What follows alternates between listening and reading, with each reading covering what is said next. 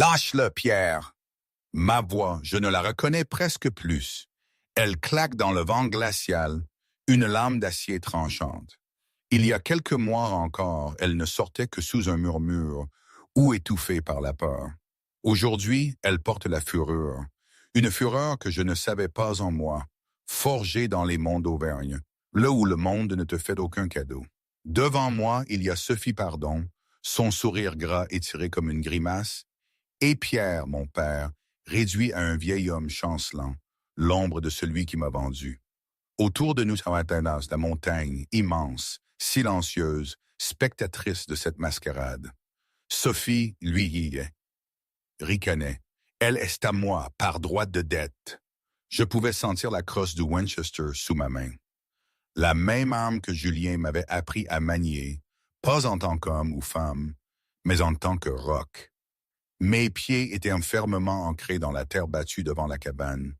Un écho de Julien à mes côtés, lui aussi près, le fusil posé nonchalamment sur son épaule, l'air d'une force brute et tranquille. Mon père, Pierre, titubait. Son regard fuyait le mien, un mélange de honte et d'avidité. Il y a 1 an, jamais je n'aurais cru pouvoir le regarder ainsi, avec cette froide détermination. Mais la montagne, Julien, la faim, la peur, tout ça, ça change une femme. Comment en suis-je arrivé là? À tenir tête à l'homme le plus puissant d'eau douce, à un père qui ne m'a jamais vu. C'est un chemin sinueux, plein de brouillard, de trous de mémoire et de moments où j'ai cru tout perdre. Ça n'a pas commencé par une histoire d'amour, loin de là. Plutôt par le goût amer du désespoir et l'odeur du whisky bon marché. Je me souviens de l'odeur. Le mélange âcre de bière éventée, de corsos et cette pointe métallique du désespoir. C'était le saloon d'eau douce, un tas de planches pourries qui tenaient à peine debout contre le vent. J'avais 19 ans, mais les 3 dernières années de misère et de soleil m'en avaient donné 30. Mes mains devant moi étaient rouges, gercées, les phalanges gonflées à force de frotter des planchers qui ne seraient jamais propres. Mon père, Pierre, discutait de ma valeur comme s'il s'agissait d'une vieille jument. « Elle mange trop, Sophie », marmonnait-il en jetant son verre vide sur le comptoir éraflé. « Et regarde-la. Maigre comme un clou, elle ne peut pas labourer, ni faire naître un veau. Elle ne sert à rien à la ferme depuis que sa mère est morte. » Sophie Pardon, l'homme à qui il parlait, un individu bâti de pâte molle et de méchanceté dure, rit. Un son gras et répugnant. Sophie possédait la banque, l'épicerie et, en gros, l'âme de la moitié de la ville.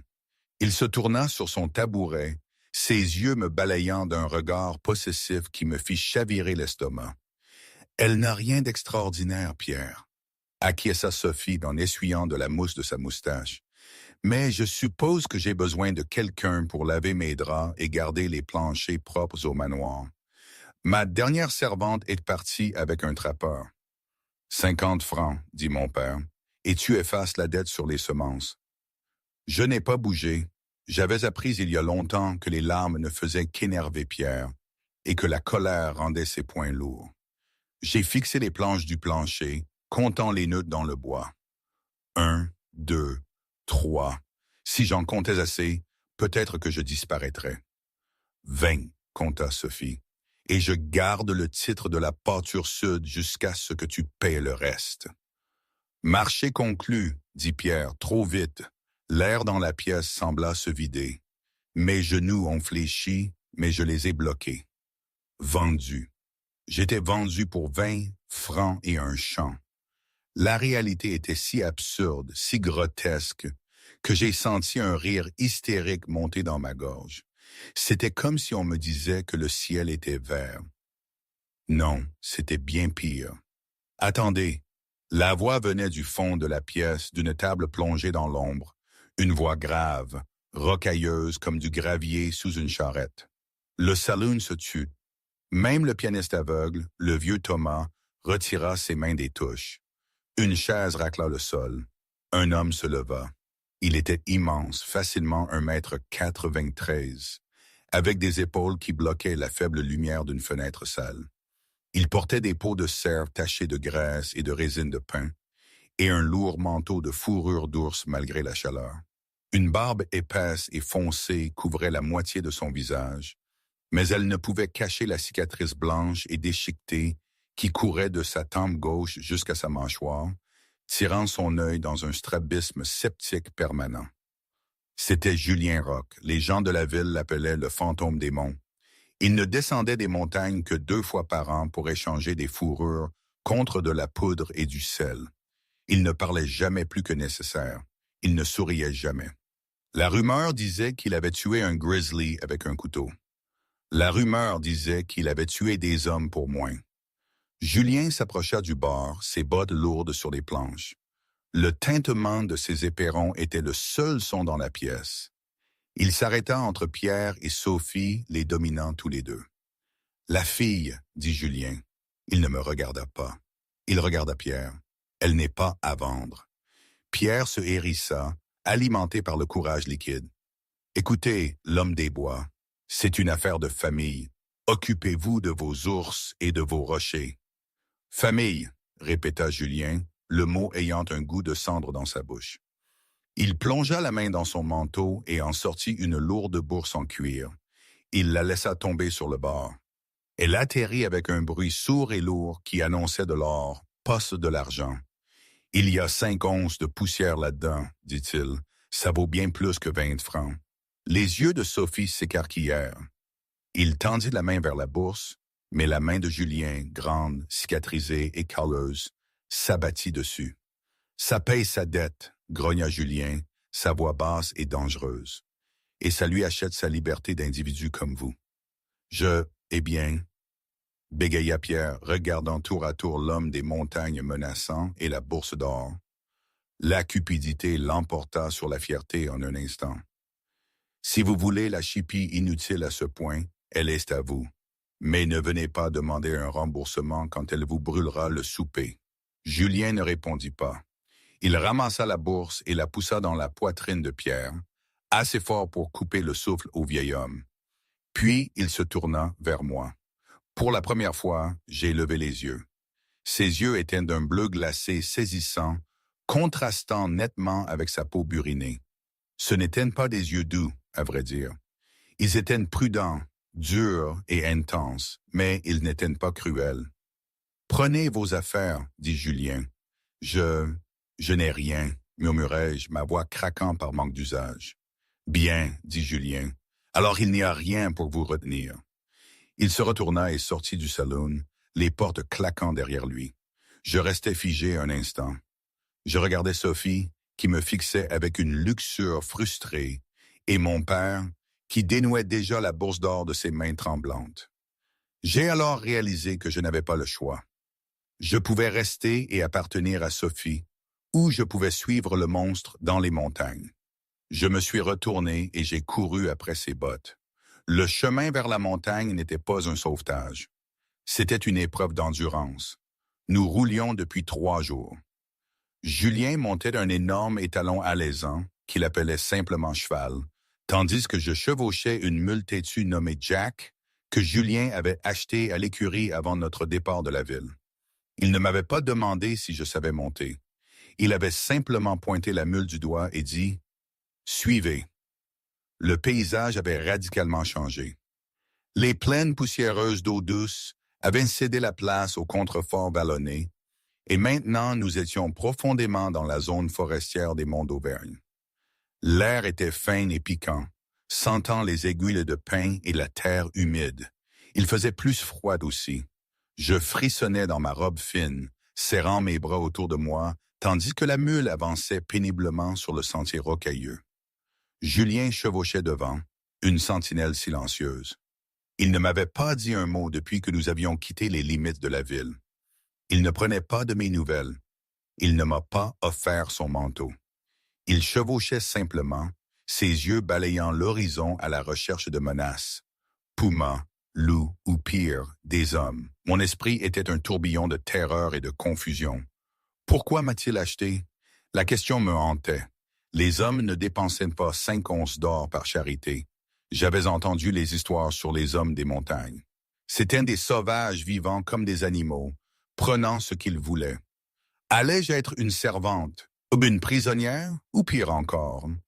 Alors que le soleil commençait à plonger derrière les sommets, jetant de longues ombres violettes sur le sentier saupoudré de neige, la meule a trébuché sur un rocher. Je n'étais pas assez forte pour la redresser. J'ai glissé sur le côté, poussant un cri en heurtant le sol dur. L'impact m'a coupé le souffle, et je suis resté là, fixant la mince bande de ciel bleu entre les pins imposants. Je m'attendais à un cri, une insulte, un coup. Au lieu de cela, le craquement de bottes sur la neige s'est approché. Une grande ombre s'est abattue sur moi. Julien était là, me regardant. Il n'a pas tendu la main. « Vous êtes blessé? » demanda-t-il. « Non, ai-je menti en me relevant péniblement. Ma cheville lançait des élancements et mes mains étaient écorchées. « Je vais bien. »« Vous n'allez pas bien, » déclara Julien d'un ton neutre. « Vous êtes faible. Votre père vous a affamé. » Ce n'était pas une insulte. C'était une observation, formulée avec le même détachement clinique que l'on pourrait utiliser pour décrire un cheval boiteux. Il plongea la main dans sa sacoche de sel et en sortit une bande de venaison séchée. Il me la jeta. « Mangez, mâchez lentement. » J'ai attrapé la viande, mes mains tremblantes. J'y ai mordu. C'était salé et coriace, mais la saveur a explosé dans ma bouche. Je n'avais pas réalisé à quel point j'avais faim avant ce moment. J'ai mangé avec voracité, déchirant le jerky. Julien me regardait, son expression illisible. « Pourquoi n'avez-vous pas fui ?» demanda-t-il soudainement. J'ai interrompu ma mastication. « Quoi? En ville, quand je suis sorti, vous auriez pu courir dans l'autre sens. Pourquoi me suivre? » J'ai avalé difficilement la viande sèche. Il n'y avait nulle part où fuir. Sophie possède la ville. Mon père possède la ferme. Le monde est petit pour des gens comme moi, Monsieur Rock. Julien, me corrigea-t-il. Monsieur Rock était mon grand-père. C'était un salaud. Julien, j'ai testé le nom. Il semblait lourd sur ma langue. Pourquoi m'avez-vous acheté? Il détourna le regard, fixant le sentier où les sommets disparaissaient dans les nuages. Il semblait hésiter à répondre. Finalement, il cracha par terre. « Le silence, dit-il, le silence. On dit qu'une maison a besoin de bruit pour être un foyer, mais j'ai eu trop de silence. » Et pourtant, il me regarda de nouveau, ses yeux bleus perçants. « Je ne supporte pas le bavardage des gens de la ville. Vous, on dirait que vous savez être silencieuse. » C'était une réponse étrange, cryptique. Il m'avait acheté parce que j'étais silencieuse. « Montez sur la meule, » ordonna-t-il, se tournant vers son cheval. « Nous atteindrons la cabane avant la nuit ou nous gèlerons. » La dernière partie du voyage fut brutale. Le sentier devint un chemin de chèvres, serpentant le long de falaises abruptes qui plongeaient de milliers de mètres dans l'obscurité. Je fermais les yeux, faisant plus confiance à la mule qu'à moi-même. Le vent hurlait maintenant, mordant à travers ma robe comme des aiguilles. Juste au moment où je pensais que j'allais glisser de la mule par pur épuisement, les arbres s'ouvrirent. Nous étions arrivés sur un plateau, une sorte de terrasse cachée sur le flanc de la montagne. Nichée contre une paroi de granit, il y avait une cabane. Ce n'était pas la cabane misérable que j'attendais. C'était une structure solide de lourdes bûches calfeutrées, avec de la boue et de la mousse. De la fumée s'échappait d'une cheminée en pierre. Un abri sommaire pour les animaux se tenait sur le côté, et une pile de bois de chauffage était entassée haut contre le mur. Cela semblait fort, permanent. Julien descendit de cheval et mena son cheval à l'écurie. Je glissais de la mule, mes jambes s'effondrant sous moi. Je tombais dans la neige. Cette fois, Julien était là. Il ne me souleva pas doucement comme un marié portant sa mariée. Il me hissa sur son épaule comme un sac de farine. « Posez-moi » ai-je haleté, frappant son dos. « Arrêtez de gigoter » grogna-t-il. Il ouvrit la porte d'un coup de pied. À l'intérieur, la cabane était chaude. Un feu crépitait dans le foyer. L'air sentait la fumée de bois, le cuir de tannage et la sauge. C'était spartiate. Une table, 2 chaises, une couchette dans le coin et des étagères garnies de bocaux. mais c'était propre. Il me déposa sur la couchette. Elle était recouverte d'une peau de bison plus douce que tout ce que j'avais jamais touché. « Restez, » ordonna-t-il. Il alla vers le feu, remuant une marmite suspendue au-dessus des flammes. Il versa du ragoût dans un bol en bois et me l'apporta avec une tasse en étain d'eau. « Mangez, dormez, demain vous travaillez. » J'ai pris le bol. « Quel travail ?» ai-je demandé, ma voix tremblante. « Que voulez-vous de moi ?» Julien se tenait près de la cheminée, les flammes projetant des ombres dansantes sur son visage cicatrisé. Il me regarda, et pendant une seconde je vis quelque chose derrière la glace de ses yeux. Était-ce la solitude ou le regret? « Je veux que vous lui prouviez qu'il a tort, » dit Julien doucement. « Qui? » « Votre père. Il a dit que vous étiez inutile. » Julien me tourna le dos, regardant le feu. « Ici, les choses inutiles meurent. Si vous voulez vivre, vous devez trouver une utilité. » Il se dirigea vers la porte, prenant une couverture sur un crochet. « Où allez-vous? » ai-je demandé.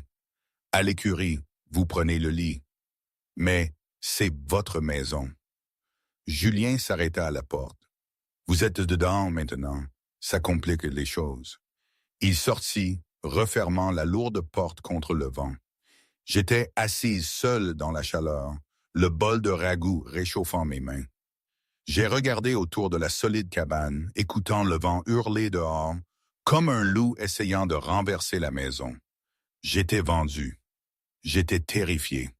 J'étais à des kilomètres de la civilisation, avec un homme qui pouvait me briser le cou d'une seule main. Mais en prenant une cuillerée de ragoût riche en venaison et en légumes racines, j'ai réalisé autre chose. Pour la première fois depuis 3 ans, je n'avais pas faim. Et pour la première fois de ma vie, la porte était verrouillée de l'intérieur. C'était une sensation étrange. Pas de sécurité complète, non. Juste un petit instant de répit. Je repense parfois à ma mère. Elle me disait toujours: « Marie, ma fille, le monde est grand, mais les âmes, elles, sont souvent petites.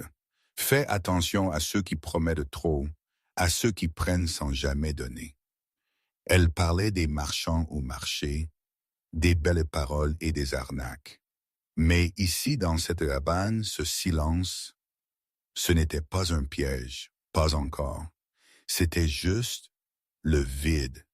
Et peut-être, ce vide, je pouvais le remplir d'autre chose que de peur. Je ne savais pas quoi, mais l'espoir était une graine minuscule qui commençait à germer dans ma poitrine. Le matin dans les monts d'Auvergne n'est pas arrivé doucement. Il a éclaté. Le soleil ne s'est pas levé en douceur. Il a frappé les pics blancs d'une violence aveuglante, se reflétant sur la neige jusqu'à ce que le monde ne soit plus qu'éblouissement et glace. Je me suis réveillé au bruit d'une porte qui claque. Je me suis redressé sur la couchette, mon cœur battant contre mes côtes. La cabane était vide. Le feu s'était réduit en braise et l'air était d'un froid mordant. Ma respiration formait des volutes devant mon visage. Pendant un instant, j'ai oublié où j'étais. J'ai cherché le seau d'eau que je devais habituellement porter pour mon père, ou la ceinture qu'il laissait sur la table comme une menace. Puis j'ai vu les murs en rondins, les lourdes poutres, le silence. Julien. J'ai jeté la peau de bison et me suis levé du lit. Je portais toujours ma robe tachée par le voyage. Mes pieds ont heurté le plancher de bois froid et j'ai grimacé. Ma cheville était enflée, virant au violet marbré. J'ai boité jusqu'à la fenêtre. Dehors, le monde était une vaste et terrifiante étendue de blanc et de gris. Julien était introuvable. Le cheval avait disparu du corral. Une panique froide et vive m'a transpercé la poitrine. Il m'a laissé. La pensée était irrationnelle. Ses affaires étaient là. Mais l'abandon était la seule langue que je connaissais. Il a réalisé que je suis inutile, exactement comme Sophie l'a dit. Il est parti me vendre ou me laisser au loup. Non, ai-je murmuré, ma voix tremblante. Je dois être utile. Je dois mériter ma place. J'ai regardé autour de la cabane. C'était désordonné, d'une manière masculine. Des outils éparpillés, une pile d'assiettes en étain non lavées, de la boue près de la porte. Je peux nettoyer, ai-je pensé. Je peux faire ça. Je me suis mise au travail avec une intensité fiévreuse. J'ai balayé le sol avec une poignée de brindilles rigides que j'ai trouvées près du foyer jusqu'à ce que mes paumes aient des cloques. J'ai puisé de l'eau dans le tonneau de pluie à l'extérieur, brisant la couche de glace avec une lourde louche, ignorant la façon dont l'eau glacée engourdissait mes doigts jusqu'à ce qu'ils ressemblent à du bois mort. J'ai frotté les assiettes en étain avec du sable et de la cendre jusqu'à ce qu'elles brillent. À midi, la cabane était impeccable, mais le feu s'éteignait. J'ai fixé le foyer. J'avais besoin de bois. J'ai boité dehors jusqu'à la pile de bois. Il y avait une masse à fendre appuyée contre une souche, une bête d'outil à tête de fer lourde. J'ai saisi le manche. Il était lisse de la poigne de Julien, mais il était lourd. Incroyablement lourd. J'ai posé une bûche sur la souche, j'ai levé la masse. « S'il vous plaît », ai-je grogné, la faisant tomber. La tête a manqué la bûche entièrement, l'élan me tordant les poignets et envoyant une onde de choc de douleur dans mes bras. La masse s'est enfoncée dans la terre. J'ai essayé encore et encore. Au 4e essai, j'ai ébréché l'écorce. Au 5e, j'ai frappé la bûche, mais la lame est restée coincée. Je l'ai tirée, sanglotant de frustration, mes bottes glissant dans la boue. « Allez !» ai-je crié au bois, des larmes gelant sur mes joues. « Juste, casse-toi !» J'étais inutile. Je ne pouvais même pas couper du bois. Si je ne pouvais pas maintenir le feu, nous allions geler. J'étais un fardeau, un gaspillage de 5 onces d'or. Vaincu, je suis retourné à l'intérieur pour essayer la seule autre chose que je connaissais, cuisiner. J'ai trouvé un sac de farine et une boîte de Saindoux. Je ferai des biscuits. Ma mère m'avait appris avant de mourir. Mais la cuisinière ici était différente. Une bête en fonte que je ne comprenais pas. J'ai attisé les braises trop fort. J'ai mélangé la pâte avec des mains tremblantes, devinant les mesures. J'ai poussé le moule dans le four. 20 minutes plus tard, de la fumée s'est répandue dans la pièce. J'ai retiré le moule, toussant. Les biscuits étaient des palets noirs de charbon de bois en bas et de la pâte crue au milieu. L'odeur de farine brûlée remplissait le petit espace, étouffant l'odeur de pain. J'ai fixé la nourriture gâchée, mes mains couvertes de farine blanche, tremblant de manière incontrôlable. La porte s'est ouverte. Julien a rempli le corps. Un cerf mort sur ses épaules. Il a laissé tomber la carcasse sur le porche et est entré, tapant la neige de ses bottes. Il s'est arrêté net. Il a regardé la fumée.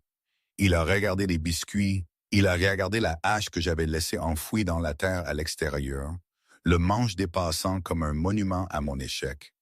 Puis il m'a regardé. Je me suis reculé jusqu'à ce que ma colonne vertébrale heurte les rondins rugueux du mur. J'ai fermé les yeux, attendant le cri, attendant la gifle. J'ai essayé, ai-je murmuré, les mots m'étranglant. Je suis désolé, j'ai essayé de faire le souper, j'ai essayé de couper le bois, je vais réparer ça. S'il vous plaît, ne me mettez pas dehors. Le silence s'étira, lourd et suffocant. J'ai entendu ses lourdes bottes traverser le sol. J'ai tressailli quand il s'est approché. « Ouvrez les yeux, » dit Julien. Sa voix n'était pas en colère. Elle était fatiguée. J'ai ouvert les yeux. Julien se tenait à 60 centimètres de moi. Il ne regardait pas les biscuits brûlés. Il regardait mes mains. Il tendit la main et prit ma main gauche dans la sienne.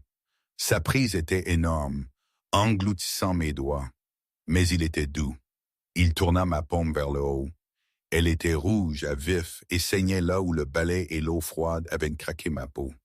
Les cloques du manche de la hache avaient déjà éclaté. « Vous n'avez jamais coupé de bois de votre vie, n'est-ce pas ?» demanda-t-il. « Non, ai-je admis, la honte me brûlant le visage. Papa a dit que c'était le travail des hommes. Je voulais juste aider. Et les biscuits, Le poêle était trop chaud. » Julien lâcha ma main. Il se dirigea vers le poêle, attrapa un chiffon et prit un biscuit. Il le tapota sur la table. Clac, clac. Ça sonnait comme une pierre. Il le jeta sur le plateau. Votre père avait raison, dit Julien. Le monde s'est dérobé sous moi. Un sanglot s'est échappé de ma gorge. À propos de la ferme, continua Julien, se tournant pour me faire face. Vous êtes inutile à la ferme. Vous ne savez pas labourer. Vous ne savez pas couper. Vous ne savez pas cuisiner sur un poêle à bois. Il se dirigea vers une étagère et en retira un petit pot en étain. Il revint vers moi, dévissant le couvercle. L'odeur d'herbe piquante et de graisse d'ours s'en échappa. « Donnez-moi vos mains. »« Quoi? »« Donnez-moi vos mains, Marie. » Je les lui ai étendues. Il a prélevé une boule de la pommade et a commencé à la frotter sur mes phalanges à vif. La chaleur de ses mains était choquante contre ma peau froide. Il travailla la graisse dans les fissures, ses pouces bougeant avec une grâce cailleuse surprenante. « Vous êtes inutile à la ferme, » répéta-t-il, ses yeux fixés sur ma paume. « Mais nous ne sommes pas à la ferme. Nous sommes sur une montagne. Les règles sont différentes ici. » J'ai gâché la farine, ai-je murmuré. Nous avons plus de farine. Je ne peux pas couper le bois. Je coupe le bois, dit-il fermement. C'était mon travail. Votre travail en ce moment est de soigner ses mains afin que vous puissiez réellement tenir un outil sans saigner dessus. Il finit de s'occuper de mes mains et me regarda dans les yeux. Je n'ai pas acheté une servante, Marie. Si j'avais voulu une cuisinière, j'aurais épousé la veuve du boulanger d'eau douce. Elle fait d'excellentes tartes et parle jusqu'à ce que vos oreilles saignent. Un petit rire hystérique m'échappa. J'ai posé ma main sur ma bouche. La bouche de Julien se contracta, presque un sourire, mais pas tout à fait. « Je vous ai acheté parce que j'ai vu une survivante, » dit-il, sa voix baissant d'une octave. « Vous avez survécu à un homme comme Pierre Roch pendant 19 ans. Cela demande une force qu'une hache ne peut pas vous donner. Mais ici, la force a une autre allure. Vous devez la prendre. Et vous ne pouvez pas la prendre si vous êtes terrifié à l'idée que je vais vous frapper à chaque fois que vous brûlez un biscuit. » Il retourna vers la porte. « Grattez les parties brûlées. Nous mangerons la pâte dans un ragoût. Je vais préparer le cerf. Restez à l'intérieur et maintenez le feu allumé. Pouvez-vous faire ça? » J'ai hoché la tête. Des larmes coulaient maintenant librement. Mais ce n'étaient pas des larmes de peur. « Oui, je peux faire ça. » Bien. Julien sortit. Je suis resté là, mes mains picotant agréablement de la pommade, l'odeur de farine brûlée toujours dans l'air. Je n'étais pas utile. Pas encore. Mais pour la première fois de ma vie, j'étais autorisé à être incompétente sans être puni.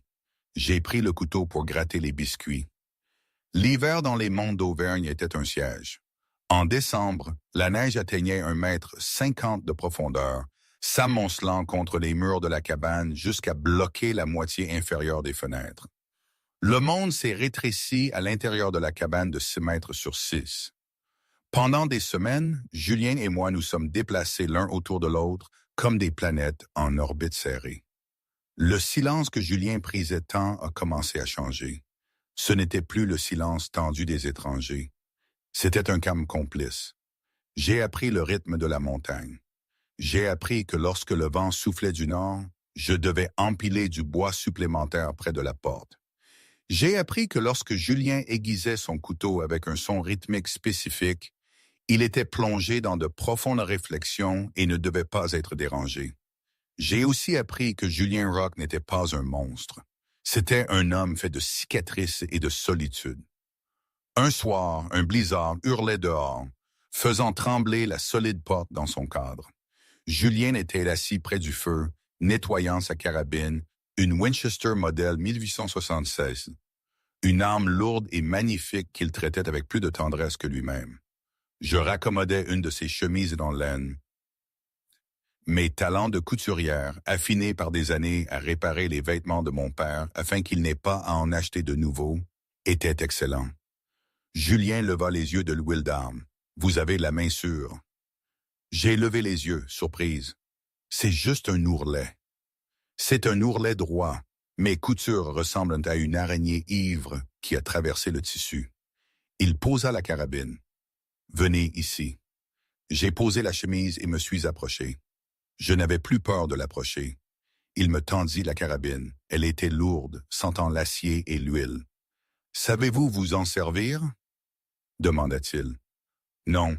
Papa a dit que les armes étaient pour les hommes. » Julien renifla. « Votre père était un imbécile qui voulait une victime, pas une fille. Ici, une arme ne se soucie pas de savoir si vous êtes un homme ou une femme. Elle ne se soucie que si votre tir est juste. Si un puma entre par cette fenêtre, vous ne pouvez pas attendre que je rentre. » Il se leva et se plaça derrière moi, épaulé là comme ça. Il guida mes bras, sa poitrine pressée contre mon dos, irradiant de chaleur. Pendant un instant, j'ai arrêté de respirer. Il était si grand, si solide. Sa barbe effleurait le haut de ma tête. C'était une proximité intime, choquante et électrique. « Appuyez-vous dessus, murmura-t-il, sa voix résonnant dans sa poitrine contre ma colonne vertébrale. Ça frappe comme une mule. Si vous restez raide, ça vous mettra à terre. Il faut être le roc. » Je serrai ma prise, regardant le cran de mire vers un nœud dans le mur. « Expirez, instruisit Julien. Pressez. Ne tirez pas. » Je mimais le mouvement. Clic. « Bien, dit Julien. » Il ne s'éloigna pas immédiatement. Il resta là une pulsation de plus que nécessaire, sa main s'attardant sur mon coude. Puis il se racla la gorge et recula, l'air froid s'engouffrant dans l'espace entre nous. « Demain, si la tempête se calme, nous tirerons pour de vrai. » La tempête s'est calmée, révélant un monde de cristal aveuglant. Julien a installé des cibles, des boîtes de conserve vides sur les poteaux de clôture. La première fois que j'ai tiré, le recul m'a meurtri l'épaule et j'ai manqué la boîte de près d'1 mètre. « Encore, dit Julien. J'ai tiré jusqu'à ce que mon épaule lance des élancements et que mes oreilles bourdonnent. Mais dans l'après-midi, j'ai touché une boîte. Elle a tourné sur le poteau avec un ping satisfaisant. Je me suis tourné vers Julien, un large sourire sincère éclairant mon visage. C'était la première fois qu'il me voyait vraiment sourire. Cela me transformait. Je n'étais plus la fille maigre et terrifiée du salon.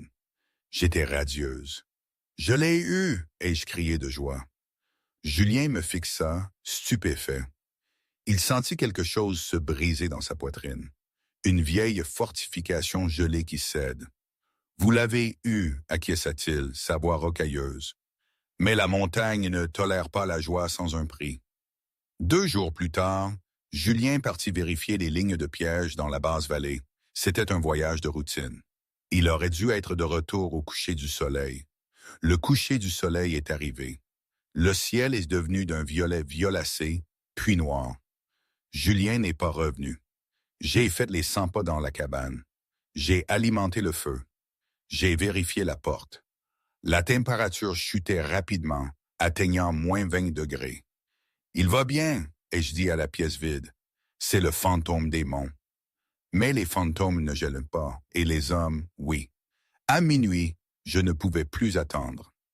J'ai enfilé toutes les couches que je possédais, ma robe en calicot, la chemise en laine de rechange de Julien, un manteau lourd qu'il m'avait cousu à partir d'une couverture, et des bottes doublées de fourrure. J'ai saisi la Winchester et la lanterne. Je suis sorti dans l'obscurité. Le vent était impitoyable. J'ai suivi les traces de cheval, mais la neige à la dérive les recouvrait déjà. J'ai marché pendant 1 heure, mes poumons brûlants, ma peur me hurlant de rebrousser chemin. Puis je l'ai entendu, un hennissement bas et plaintif. J'ai gravi une crête et je les ai vus. Au fond d'un petit ravin, Cheval se débattait dans la neige profonde. À côté de lui, une forme sombre gisait immobile. Julien.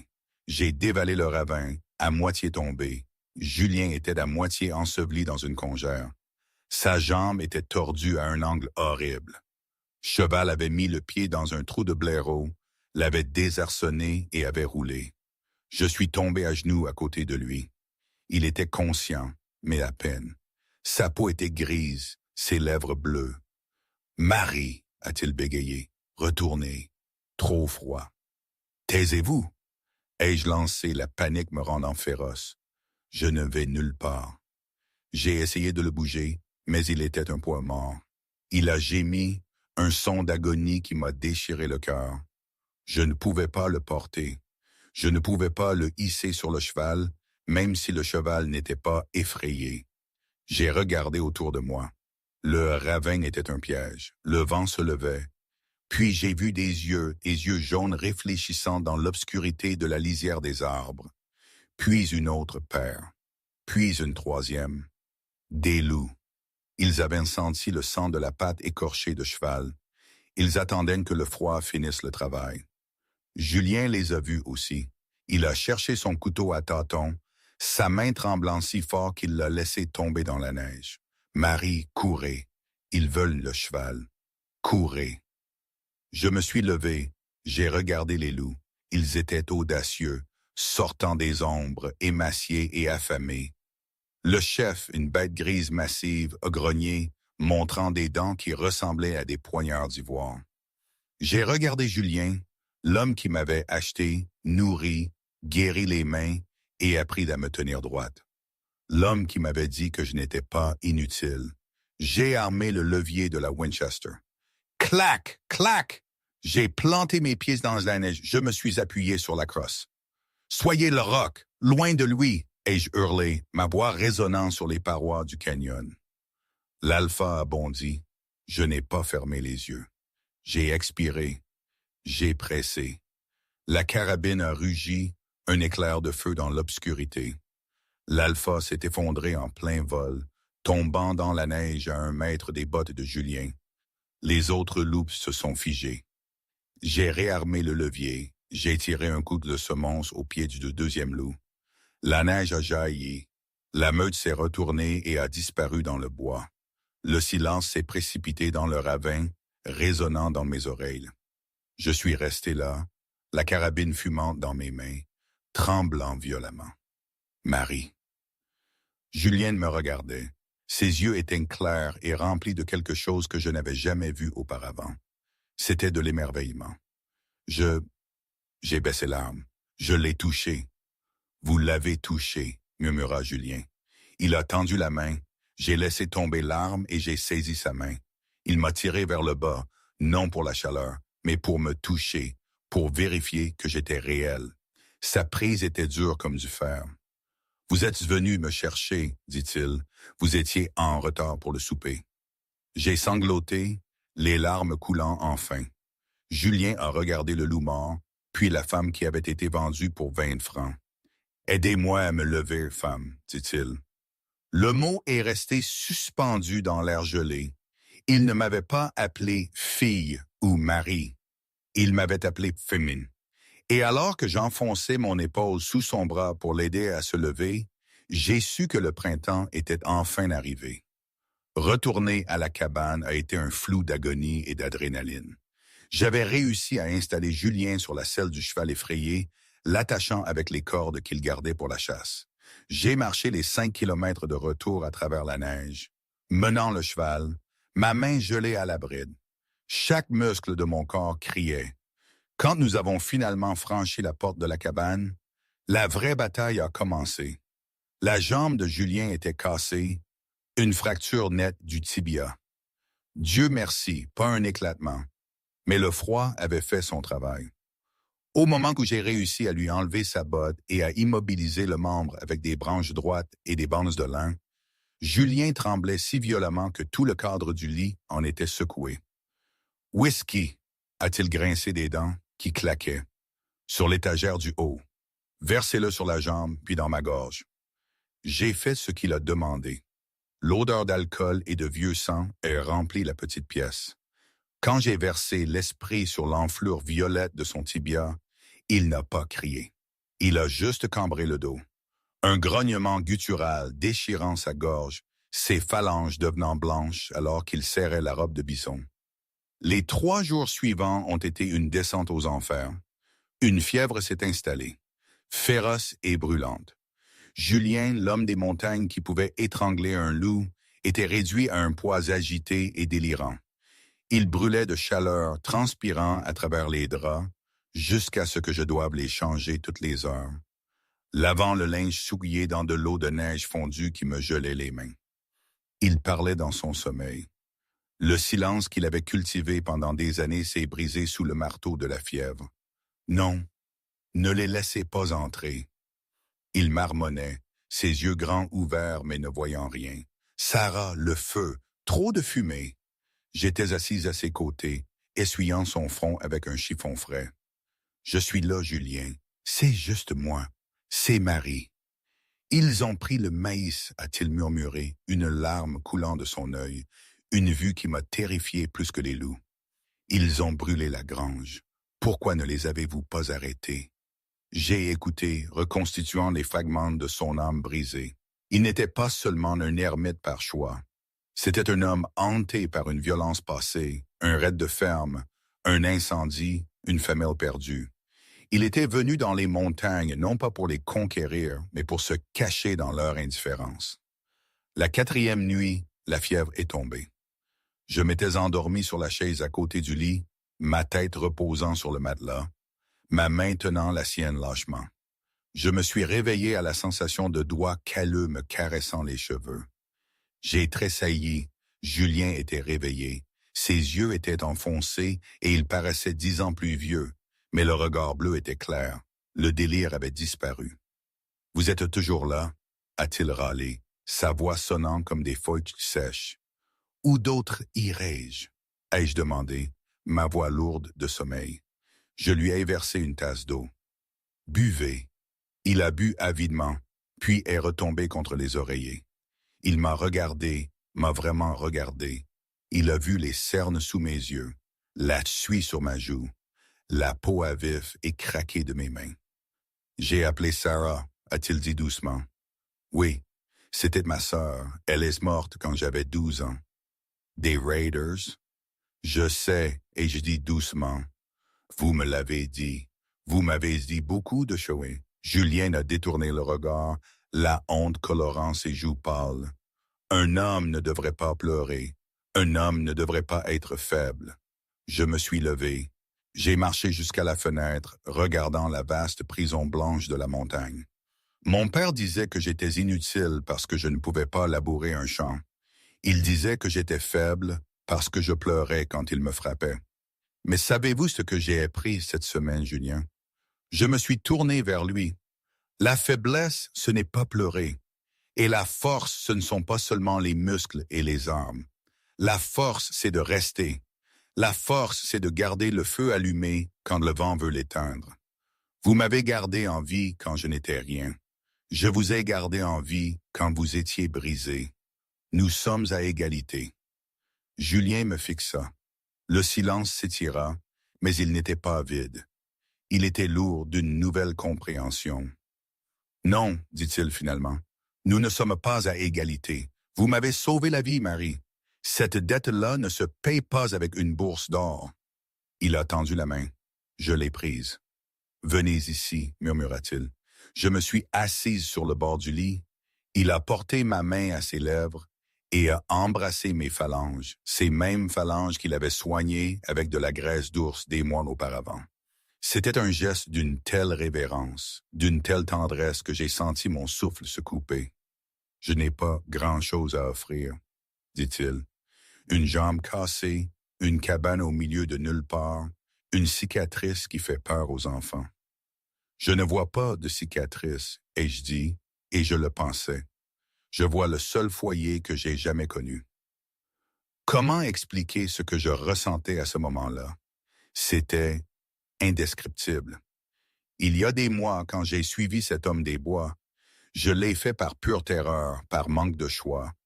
Je le voyais comme mon geôlier, ou pire, un monstre. Et maintenant, est-ce que j'étais amoureuse? Je ne sais pas. Le mot « amour » me semblait trop léger, trop propre pour ce que nous avions vécu. C'était plus que ça. C'était un mélange de gratitude, de respect, d'une étrange forme de confort et d'une reconnaissance mutuelle de notre humanité blessée. La peur était toujours là, elle ne disparaît jamais vraiment quand on a connu la vie que j'ai eue. Mais elle était différente, elle était apprivoisée par quelque chose d'autre. C'était une sacrée affaire, cette histoire, n'est-ce pas? Tout le monde m'avait défini par ce que je n'étais pas. Et Julien, ce grand ours bourru, m'avait montré ce que je pouvais être. Je me demandais souvent ce qu'il serait advenu de moi si je n'avais pas trébuché sur cette meule. Une chose est sûre, je n'aurais jamais connu cette drôle de force. Le printemps est arrivé avec la violence d'une inondation. La neige a fondu en torrents déchaînés, transformant les sentiers de montagne en rivières de boue.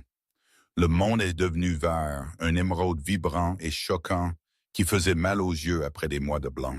Julien était debout et bougeait.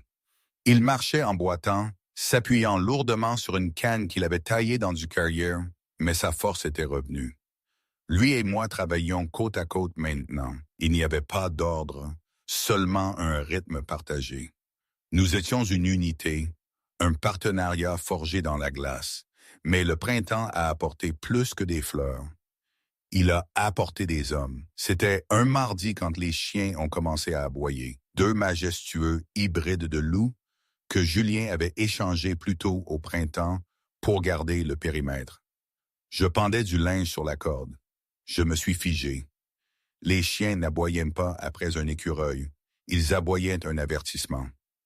Julien a émergé de l'écurie, son fusil déjà en main. Il s'est déplacé vers moi, me poussant derrière lui. À l'intérieur, a-t-il ordonné. Verrouillez la porte. Ne l'ouvrez pas à moins que je ne le dise. Qui est-ce? Cavaliers, chevaux lourds, trop nombreux pour une partie de chasse.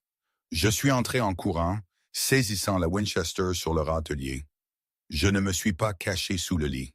Je me suis tenu près de la fenêtre, fendant le volet juste assez pour y passer le canon. 5 cavaliers ont émergé de la lisière des arbres. Mon sang s'est glacé. En tête, chevauchant un hongre noir avec un accoutrement argenté, se trouvait Sophie Pardon.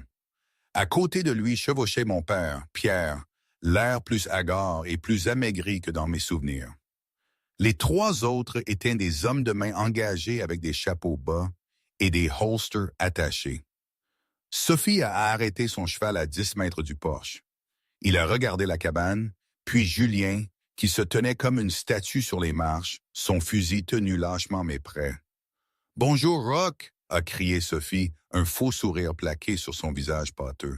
« Belle parcelle de terre que vous avez ici, difficile à trouver. »« Vous l'avez trouvée, » a grogné Julien. « Maintenant, faites demi-tour et perdez-la. » Sophie a ri. « Mais est-ce une façon de traiter des invités, surtout la famille? » Il a fait un geste vers Pierre. « J'ai amené le père de la fille pour une visite. Il a manqué à sa petite. » Pierre ne voulait pas regarder la cabane. Il fixait le pommeau de sa selle, tremblant. « Il l'a vendue, » a dit Julien. « Il n'a pas de fille. »« À propos de ça, Rock, » a dit Sophie, sa voix se durcissant. « Vous voyez, Pierre ici a commencé à parler quand il était ivre. Il m'a dit que vous avez payé en pure poussière, de lourdes pépites, de l'or de rivière, le genre qui vient d'une mine mère. » Sophie s'est penchée en avant. « Vous n'avez pas juste trouvé quelques paillettes. Vous avez une mine ici. Et qu'étant donné que cette terre n'est pas techniquement cadastrée, je dirais qu'elle est ouverte à la revendication. »« Il n'y a pas de mine, » a dit Julien. « J'ai piégé pendant 20 ans pour remplir cette bourse. »« Je ne vous crois pas, » a raillé Sophie. « Et même s'il n'y en a pas, j'ai décidé que je voulais un remboursement sur la fille. Elle est ma propriété en vertu de la dette que Pierre devait. »« C'est ma femme, » a rugi Julien, le son résonnant sur les falaises. « Je ne vois pas de prêtre, » a crié Sophie en retour. « Mes gars, tuez le roc, trouvez l'or, prenez la fille. » Les 3 hommes de main ont dégainé, mais ils étaient lents. C'étaient des brutes de ville habitués à effrayer les fermiers. Julien Rock était un prédateur. Julien est tombé à genoux, tirant avant que le premier homme de main ne sorte son arme. Le coup a atteint l'homme à l'épaule, le faisant tomber de sa selle. Des coups de feu ont éclaté. Les balles vont ronger les rondins de la cabane. Julien a roulé derrière l'abreuvoir, armant sa carabine. À l'intérieur de la cabane, je n'ai pas crié. J'ai expiré. Soit le roc. J'ai vu le 2e homme de main viser Julien, qui était cloué au sol. J'ai aligné le crâne de mire. Crac. Le chapeau de l'homme de main a volé et il s'est affaissé en avant, serrant son bras. Le cheval de Sophie s'est cabré. « Elle tire! La fille tire! A crié Sophie Sauderton, sortant son propre pistolet. Il a tiré follement vers la fenêtre. Le verre s'est brisé, pleuvant sur moi, mais je n'ai pas oscillé. Dehors, le troisième homme de main a foncé sur le porche, pensant que Julien rechargeait. Julien a balancé sa lourde canne, la cassant sur les genoux de l'homme. Alors que l'homme tombait, Julien a enfoncé la crosse de son fusil dans sa mâchoire. C'était le chaos. Fumée, cris, l'odeur de la cordite. Soudain, la porte a été défoncée. Je me suis retourné. C'était Pierre, mon père. Il avait glissé de son cheval et flanqué la cabane pendant la fusillade. Il se tenait là, un revolver rouillé à la main, tremblant. « Marie, a-t-il bégayé. Marie, ma fille, pose l'arme.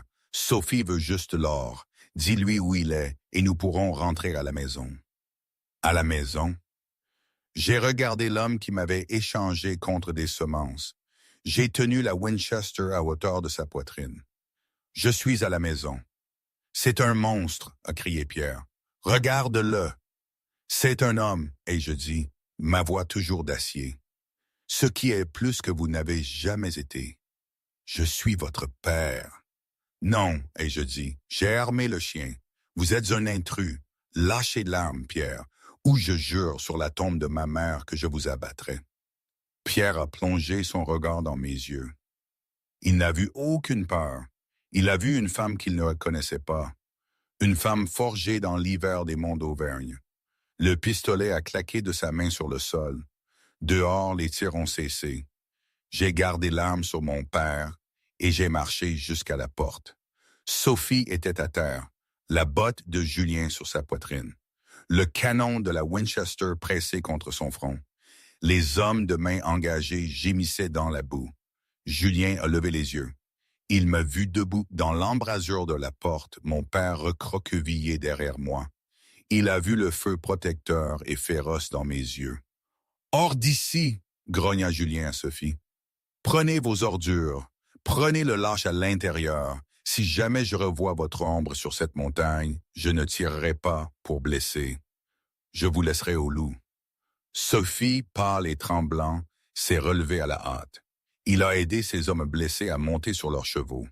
Pierre a trébuché dehors, n'osant pas me regarder, et est monté sur son cheval. Ils ont descendu la montagne en une ligne dépenaillée et vaincus. Julien les a regardés partir jusqu'à ce qu'ils ne soient plus que des points dans la vallée. Puis il s'est tourné vers le porche. Il a laissé tomber son fusil et s'est assis lourdement sur les marches, serrant sa mauvaise jambe.